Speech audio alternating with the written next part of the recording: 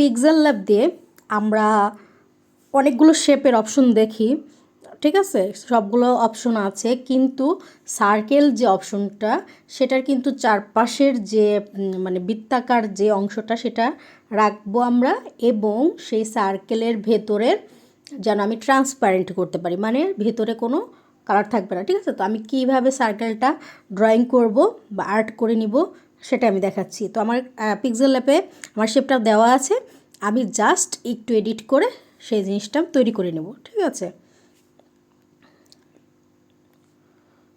ওকে, তো আমি pixel lab অ্যাপসটায় ঢুকলাম, ঢোকার পর নিউ টেক্সটটা আমি ক্রিয়েট করে দেই। এখানে যে আমরা দেখতে পাচ্ছি অনেকগুলো শেপস আছে এখানে।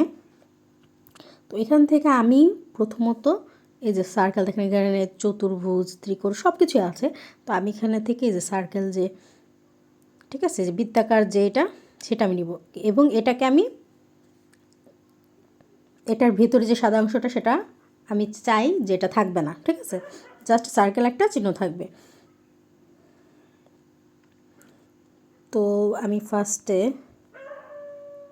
ওকে, নো, আচ্ছা এটা হোয়াইটই থাক, স্ট্রোক হোয়াইটটা আমি ব্ল্যাক দিয়ে নিলাম, ঠিক আছে।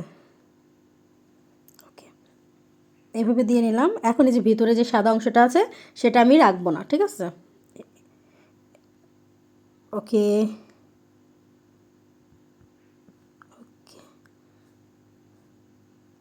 এটা ফিল কালারটা দিয়ে নিচ্ছি কি আমি, ওকে, হোয়াইট, হ্যাঁ, ঠিক আছে। এই যে ফিলের যে অপোজিটটা আছে সেটা আমি একবার জিরো করে দিলাম, ঠিক আছে। তো জিরো করার পরে দেওয়ার পর এই যে দেখতে পাচ্ছি আমার ভিতরে কিন্তু কোনো কালার নেই। এই যে এইভাবে করতে পারবো, চাইলে এইভাবে আমি বাড়াতে পারবো, ঠিক আছে। এটা চাইলে এই স্ট্রোকটা কিন্তু আরও চিকনও করতে পারবো, ঠিক আছে। ওকে, এভাবে ড্রয়িং করে আমি, ঠিক আছে, সেভ করে নিতে পারবো। সেভ টু গ্যালারিতে দিলেই সেভ হয়ে যাবে। তো এইভাবে চাইলে আপনার বিভিন্ন শেপ ড্রয়িং করে নিতে পারেন, মানে এডিট করে নিলেই হবে। এখানে শেপসগুলো দেওয়া আছে, এডিট করে নিলেই হবে। ধন্যবাদ।